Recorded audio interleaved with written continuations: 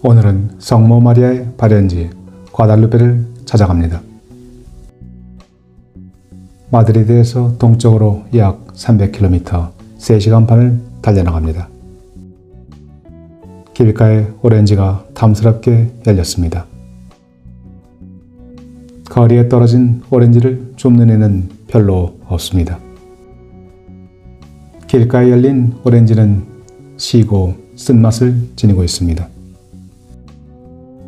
먹기에는 적합하지 않아 잼을 만드는 용도로 사용합니다. 과달루페로 가는 길은 산세가 아름답기로 소문난 곳입니다. 종종 스페인의 아팔레치안 산맥이라고 불리기도 합니다. 장엄한 산세를 보며 과달루페로 들어섭니다. 1300년대 어느 날 이곳의 양치기 앞에 성모 마리아가 나타났습니다. 성모 마리아는 양치기에게 과달루페 강에서 마리아상을 찾아서 그곳에 수도원을 세우라고 명하였습니다. 양치기는 과달루페 강으로 내려갔습니다. 그 순간 그는 자기가 기르던 소 한 마리가 죽어있는 것을 발견했습니다. 양치기는 크게 상심했습니다. 그는 소의 가죽이라도 얻기 위해 소의 배를 칼을 들어 열십자 모양으로 절개했습니다. 그런데 바로 그 순간 놀라운 기적이 일어났습니다. 죽었던 소가 벌떡 4발을 딛고 일어선 것입니다. 양치기는 바로 이것이 성모 마리아가 일러준 자리일 것이라 생각하고 땅을 파내려갔습니다. 땅속에서 그는 검은색의 나무로 깎은 성모 마리아상을 발견해서 교구로 달려갔습니다. 1337년 알폰소 11세는 이곳에 성당과 수도원 건설을 지시했습니다. 눈앞에 보이는 거대하고 장엄한 건물이 1403년 완공되었습니다. 과달루페는 산티아고 데 콤포스텔라와 함께 스페인의 2대 성지로 꼽힙니다. 카미노 데 산티아고, 산티아고 순례길처럼 이곳 과달루페를 방문하는 순례길도 수십여 개가 나 있습니다. 성당 앞 산타 마리아 광장에는 한가운데 커다란 분수가 설치되어 있습니다. 그런데 분수대에 올려있는 것은 다름 아닌 세례대, 세례조입니다. 세례대는 세례 성사 때 사용되는 축복된 세례수를 담아 보관해두는 저장 용기입니다. 이 세례대는 역사적으로 중요한 사건을 목격했습니다. 콜럼버스는 1492년 10월 신대륙을 발견했습니다. 그리고 1496년 두 번째 신대륙 여행 후에 2명의 원주민을 이곳에 데리고 왔습니다. 그는 이 원주민들을 통역으로 쓰기 위해 먼저 기독교 세례의식을 거행했습니다. 이 세례주에서 세례를 받은 2명의 원주민들은 각각 크리스토발과 베드로로 명명되었습니다. 콜럼버스의 이곳 과달루페에 대한 애정은 남다릅니다. 그는 1486년 이곳 과달루페에서 가톨릭 국왕 이사벨 여왕과 페르난도 2세를 만나서 자기의 신대륙 항해에 대한 계획을 설명했습니다. 그리고 1492년 신대륙을 성공적으로 발견하게 되자 다음해인 1493년 직접 이곳을 찾아 수많은 보물을 기증했습니다. 콜럼버스는 생전에 4차례 이곳 과달루페를 방문했습니다. 스페인의 수호성인은 산티아고입니다. 그리고 과달루페는 스페인어를 사용하는 모든 민족, 모든 지역의 수호 성녀입니다. 영광스러웠던 과달루페 성당의 시간은 1835년 막을 내렸습니다.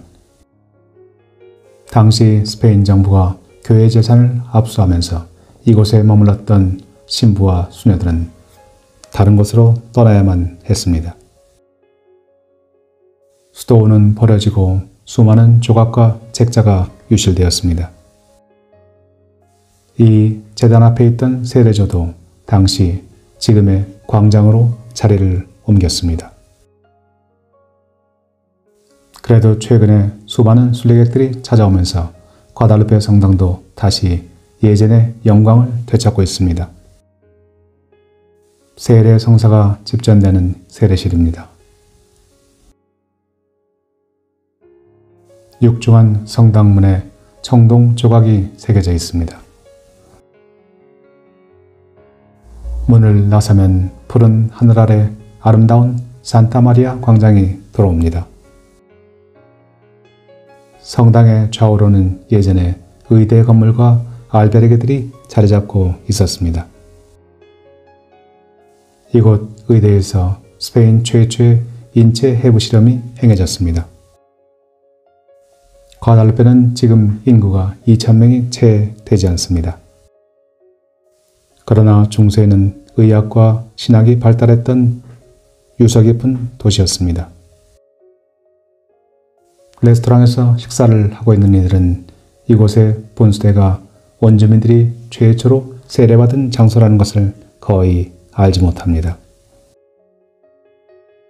500년이 넘는 세월이 흘렀습니다.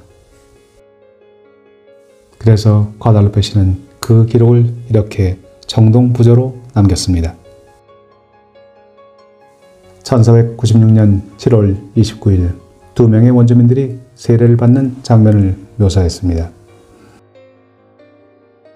콜럼버스는 신데릭에서 부와 명예를 찾았습니다. 그리고 이사벨 여왕과 페르난도 2세는 신데릭에서 기독교 세력의 확대를 꾀할 수 있었습니다. 교황은 이사벨 여왕과 페르난도 2세의 이런 공로를 기려서 이 둘을 가톨릭 국왕이라고 칭했습니다. 광장 한켠에 기념품을 파는 상점이 자리 잡고 있습니다. 철물로 만든 십자가, 종, 소, 그리고 다양한 종류의 도자기들이 판매되고 있습니다. 어린아이들의 동심을 자극하는 귀여운 고양이도 유니콘도 한켠에 보입니다. 저는 또 다른 옆집에 들어가서 언제나처럼 빵과 치즈를 구입합니다. 도시에서는 맛보기 힘든 전통 방식 그대로 만든 빵들입니다. 로스카스테의 예마는 달걀 노른자를 듬뿍 넣은 도너츠입니다.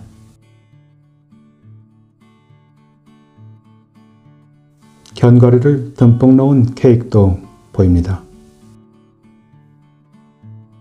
과자, 포도주, 치즈, 소세지, 여러 종류의 먹거리들을 한자리에서 팔고 있습니다. 끊임없이 순례객들이 찾는 관광지이며 성지인 이곳에 단 하나뿐인 가게, 바가지 요금은 없습니다.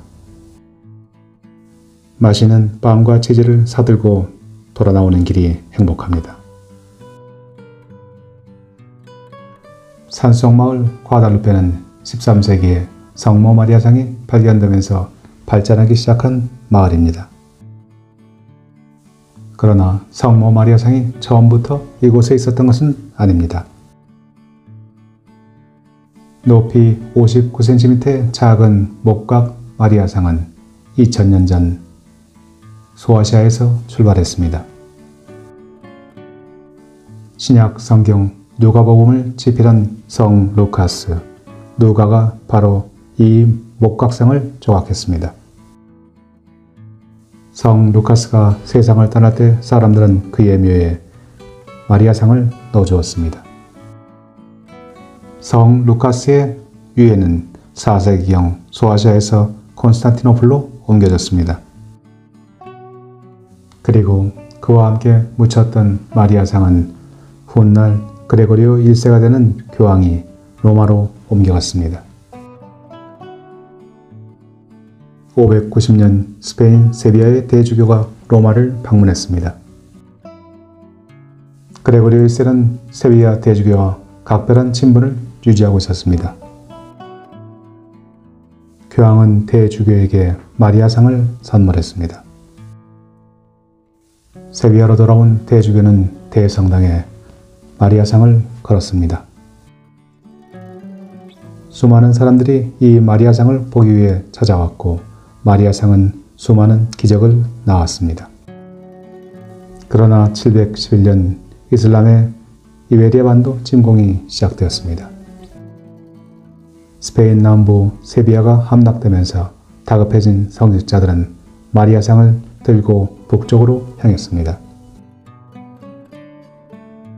이들은 과달루페 강 인근에 이르러 마리아상을 땅에 묻었습니다. 714년 과달루페 강에 묻힌 마리아상은 그로부터 수백 년이 흐른 뒤인 13세기 마리아의 계시로 마침내 그 위치가 밝혀졌습니다. 그리고 이곳에 성당이 생기고 병원이 생기고 알베르게가 생겨났습니다. 과달루페는 산티아고 데 콤포스텔라 다음 가는 성지가 되었고 지금은 스페인어를 사랑하는 모든 사람들의 수호 성녀가 되었습니다. 스페인에서 성모 마리아는 종종 양치기 앞에 모습을 드러냅니다. 사람들은 그곳에 성전을 건립하고 기적을 기다립니다. 과달루페에는 과달루페 강이 흐릅니다. 스페인 사람들은 이 강을 리오 데 과달루페 또는 리오 에스콘디도로 부릅니다. 리오 에스콘디도는 숨겨진 강입니다. 아랍어로 과달루페는 에스콘디도, 숨겨졌다는 의미를 담고 있습니다.